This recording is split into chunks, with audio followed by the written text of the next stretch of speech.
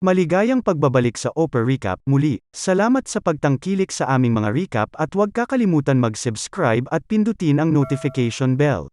Ang angkan ng kamao ng ahas ay dalubhasa sa snake style na pakikipaglaban sa kung fu. Sa nakalipas na daang taon, ang Snake Clan ay nagkaroon ng tunggalian sa angkan ng kuko ng agila, na dalubhasa naman sa eagle style ng pakikipaglaban. Ginawa ng angkan ng agila ang misyon, na patayin ang bawat miyembro ng angkan ng ahas at burahin ang estilo nila sa pakikipaglaban sa kung fu. Sa simula ng pelikula, ang isa sa mga huling nakaligtas na miyembro ng angkan ng ahas ay hinamon ni Sheng Quan, isang master ng kuko ng agila. Ang dalawa ay naglaban gamit ang kani-kanilang estilo ng pakikipaglaban, ngunit ang kuko ng agila ay maliwanag na mas malakas kaysa sa kamao ng ahas. Nangako si Sheng na papatayin ang kanyang kalaban at wawakasan ang pamana ng kamao ng ahas. Gayunpaman, ito ay nagsiwalat na ang isang master ng kamao ng agila na nagngangalang Pai Chang Tian ay nabubuhay pa. Pinatay ni Sheng ang kanyang kalaban at nagpatuloy sa paghahanap ng kanyang huli at nag-iisang kalaban na si Pai. Samantala, si Pai ay namumuhay sa mababang buhay bilang pulubi. Halos hindi siya kumikita at nabubuhay sa mga basura. Isang araw, habang natutulog siya sa duyan na binubuo ng iisang lubid, may dumating sa loob ng kwarto at bumulaga sa kanya. Nagdala pala ng maangas na lalaki ang landlord para mapaalis ang matandang master dahil isang buwan na itong hindi nagbabayad ng renta. Naghanap sila ng pera sa paligid ng silid ngunit sa halip ay ahas ang kanilang nadampot. Nang magambala sila, mabilis na kinuha ni Pai ang kanyang mangkok at isang pares ng chopstick at tumakbo palabas. Siya ay napapaligiran at inaatake ng isang grupo ng mga gangster, gamit lamang ang mangkok at chopstick, ipinagtatanggol ni Pai ang kanyang sarili ng walang kahirap-hirap. Kahit na may dalang kutsilyo ang kanyang mga kalaban, nagagawa ng matanda na madaig ang mga gangster gamit ang kanyang mga chopstick. Ang isa sa mga miyembro ng angkan ng agila na may ngalan na Su Chen ay dumating at nakasalubong ang master, at nang tanungin niya ang mga gangster kung ano ang nangyari, ang matandang master ay nakatakas na sa lugar. Nang ilarawan ng gangster ang matanda, napagtanto ni Su na maaaring nakatagpo lang sila ng isang miyembro ng angkan ng ahas, ngunit sa panahong iyon matagal nang nawawala si Pai. Kasunod nito, ipinapakilala sa atin ang pangunahing tauhan ng pelikula, si Chan Fu. Siya ay isang ulila na inampon ng isang maikli ang pasensya at manloloko na kung fu teacher na nagngangalang Li. Si Li ay kumikita sa pamamagitan ng panloloko sa mga inosenteng estudyante, na nangangako na magiging eksperto sila sa kung fu kahit na ang totoo na ang kanyang mga kasanayan ay pangkaraniwan lamang. Madalas niyang pisikal na inaabuso si Chan at pinapagawa sa kanya ang lahat ng paglilinis. Gusto ni Chan na matutong lumaban ngunit kahit nagtatrabaho siya sa isang kung fu school, hindi siya nabibigyan ng pagkakataong magsanay. Isang umaga, nagpapahinga si Lee habang nagsasanay ang mga estudyante gaya ng nakagawian. Pinapanood sila ni Chan at sinubukan na gayahin ang kanilang mga galaw, na naging dahilan na makalimutan niyang magwalis sa sahig. Napansin ito ni Lee na pinalo siya ng isang kahoy, at para mas mahirapan palalo ang binata, naglakad siya sa paligid na may puting pulbos sa ilalim ng kanyang sapatos upang 2 beses niyang linisin ang sahig. Nang maglaon, ginamit niya si Chan bilang kagamitan upang turuan ang kanyang mga estudyante ng isang bagong paraan ng pakikipaglaban. Inutusan niya si Chan na huwag iwasan ang mga pag-atake at mabugbog siya bilang isang halimbawa. Hindi ito ang unang pagkakataon na ginamit niya si Chan upang magmukha itong kung fu master. Si Chan ay madalas na pinapahirapan ngunit wala siyang ibang paraan upang maghanap buhay, at ang tanging naaawa sa kanya ay ang tagaluto ng paaralan na nag-aalok sa kanya ng gamot sa kanyang mga sugat. Sa ibang lugar, napunta si Pai sa harap ng isa pang paaralan ng kung fu sa bayan at nagpasyang magpahinga. Sa loob, isang mayamang negosyante at ang kanyang sobra sa timbang na anak na si Lap Ban ay dumating upang suriin kung ang paaralan ay sapat na para mag-aral si Lap Ban. Ipinagmamalaki ng punong guro na ang kanyang mga mag-aaral ay ang pinakamagaling sa bayan, ngunit hindi kumbinsido si Lap Ban. Hiniling niya sa isang estudyante na wasakin ang 3 bricks sa isang suntok. Ginawa ng estudyante ang sinabi nito at nagawa niyang wasakin ang lahat. Ngunit nang mawala na siya sa paningin ni Lap Ban ay napasigaw siya sa sakit habang hawak ang kamay niya na ngayon ay nagsisimula ng sumakit. Ilang sandali pa, sinubukan na makipagkamay ni Lap Ban at napagtanto niyang nagkukunwari lang ang estudyante na hindi nasaktan. Umalis ang mag-ama para makapasok sa paaralan ni Lee. Pagkatapos nito, nakita ng mga estudyante si Pai na nagpapahinga sa labas at inilalabas ang kanilang pagkadismaya sa pamamagitan ng pagbugbog sa kanya. Hindi ipinagtatanggol ni Pai ang sarili, natatakot na baka may makapansin sa presensya niya. Nakita ito ni Chan at tinulungan ang kawawang matanda. Nang inatake siya ng mga estudyante, ginamit ni Pai ang kanyang mga panlilinlang para makalaban si Chan. Nakatayo siya sa likod ni Chan habang itinutulak siya sa paligid para makaiwas sa mga pag-atake. Sa panahon ng labanan, napansin ng isang Russian na pari si Pai at tumulong sa kanya. Sa totoo lang, isa siyang espiya na itinalaga ng angka ng Agila para hanapin at alisin ang huling nabubuhay na miyembro ng ahas. Napansin siya ni Pai at tumakbo siya palayo kasama si Chan bago siya mahuli. Kasunod nito, dinala ni Chan si Pai sa paaralan at gumawa ng tsaa para sa kanya. Pinakiusapan din niya ang matanda na magpalipas ng gabi dahil tiyak na nasugatan nito. Humanga si Pai sa kanyang kabaitan. Samantala, si Lapban at ang kanyang ama ay nasa isang pag-uusap kay Lee na ipinagmamalaki ang kanyang pagsasanay. Si Lapban ay hindi naniniwala sa kanya at hiniling sa kanila na wasakin ang tatlong nakasalansan na mga laryo.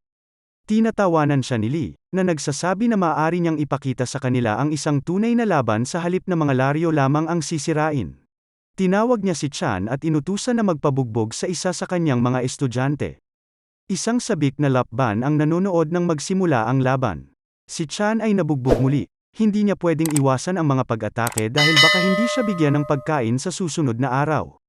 Sa pagtatapos nito, humanga si Lapban sa husay ng kalaban ni Chan at pumayag na mag-aral sa paaralan. Naglakad si Chan pabalik kay Pai na may ilang sugat sa mukha. Nahihiya siyang tumakbo papunta sa kanyang kwarto. Sinabi ng tagaluto kay Pai na normal na kay Chan na mabugbog araw-araw dahil ginagamit siya bilang isang kagamitan upang mapanatili ang reputasyon ng paaralan. Para gumaan ang kanyang kalooban, naglagay si Pai ng isang mangkok sa kanyang ulo at hiniling sa kanya na subukan na kunin ito. Ginawa ni Chan ang lahat ng kanyang makakaya ngunit napakahusay ni Pai na hindi niya hinayaang mahawakan nito ang mangkok. Kinaumagahan ay nagising si Chan at nakitang nawawala si Pai. Napansin niya ang isang mensahe sa dingding na nagsasabi tungkol sa kasanayan sa pag-iwas. Sa labas, si Pai ay gumuhit din ng pagtutularan ng mga yapak para sundan ni Chan at matutunan ang mga panlilinlang mula kahapon. Ang totoo, ang mga panlilinlang ay ang mga pangunahing kaalaman ng pamamaraan ng angkan ng ahas.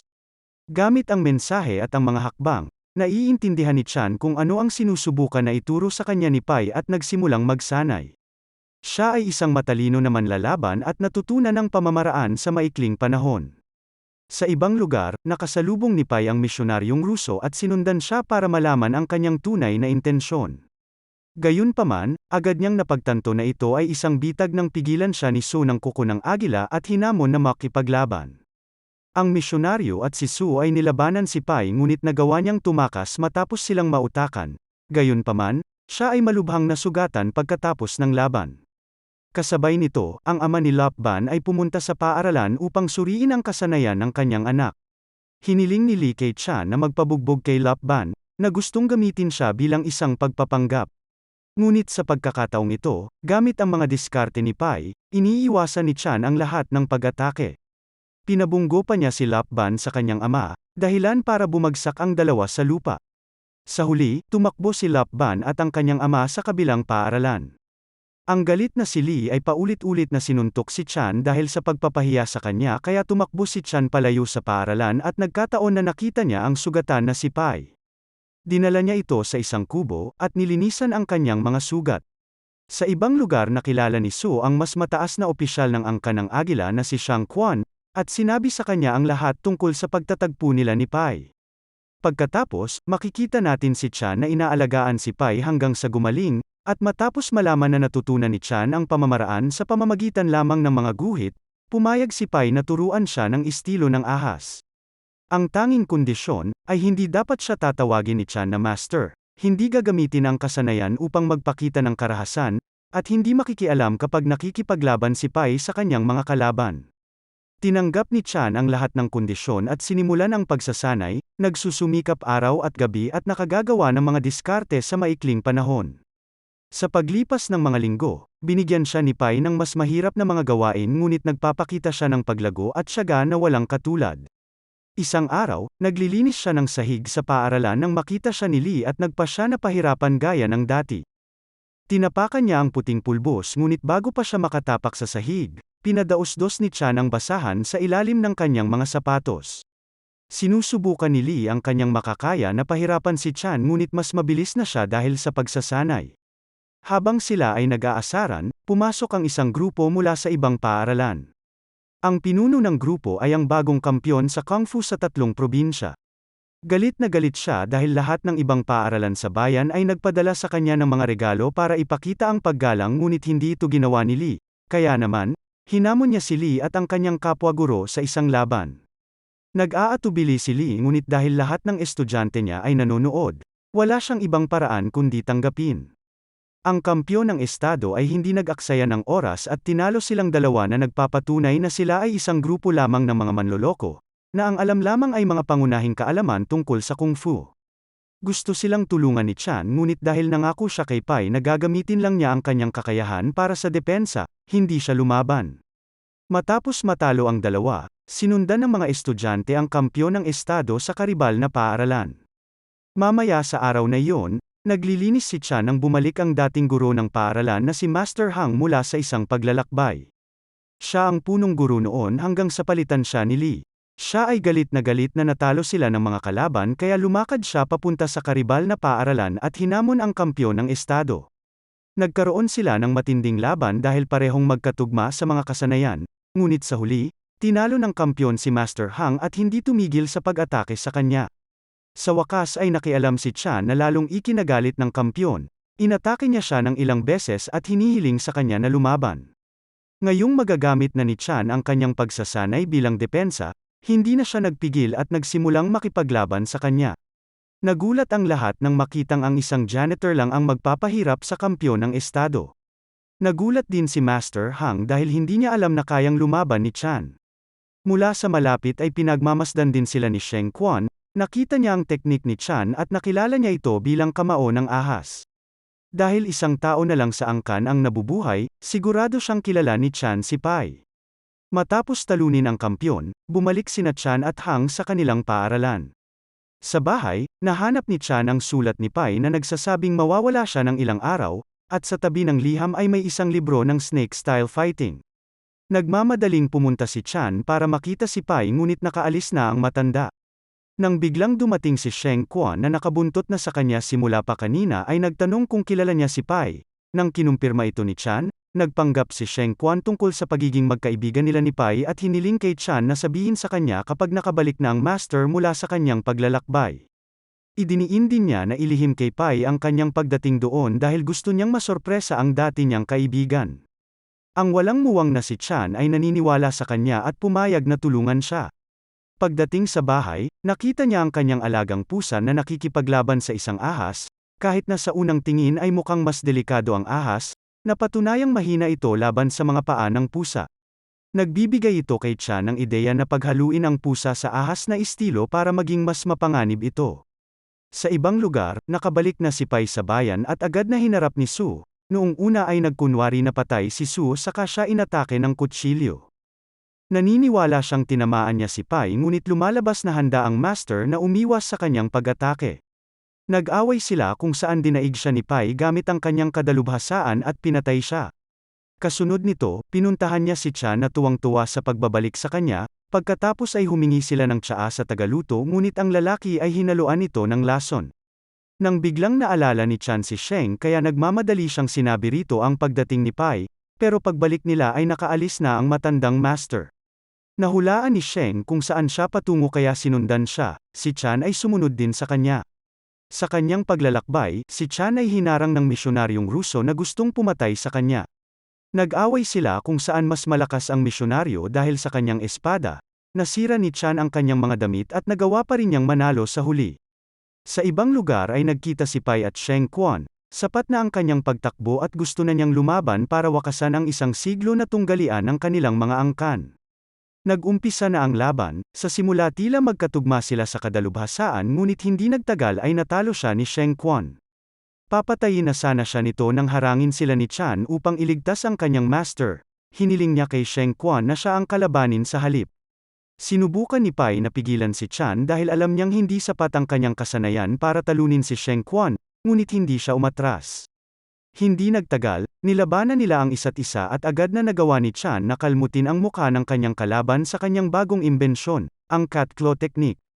Sa pamamagitan ng pinaghalong Snake Fist at Cat Claw, lumilikha siya ng kakaibang nakamamatay na pamamaraan na tinatalo ang Eagle Claw nang wala sa oras.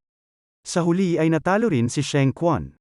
Habang papaalis na ang master at ang kanyang estudyante, nilapitan sila ng tagaluto at sinubukang saksakin si Chan. Walang kahirap-hirap na pinigilan siya ni Pai at nagtanong kung bakit niya ito ginagawa, isa rin pala siyang espiya mula sa angkan ng agila. Natatawa siya nang nalaman niyang malapit na sana silang mamatay sa lason na inilagay niya sa inumin nila kanina, ngunit isiniwalat niya na pinalitan niya ang tsaa dahil sa sobrang init. Naalala ng tagaluto na uminom pala siya ng tsaa na may lason, ngayon ito ay nagsisimula ng magpakita ng epekto at agad siyang namatay. Sa huling eksena, pinuri ni Pai si Chan para sa pag-imbento ng napakalakas na bagong pamamaraan. Dito na nagtatapos ang kwento, sana ay nagustuhan mo ito. Kung hindi ka pa nakasubscribe ay mag-subscribe ka na upang matulungan mo ang channel na ito. Mag-comment ka na rin tungkol sa kwento. Salamat!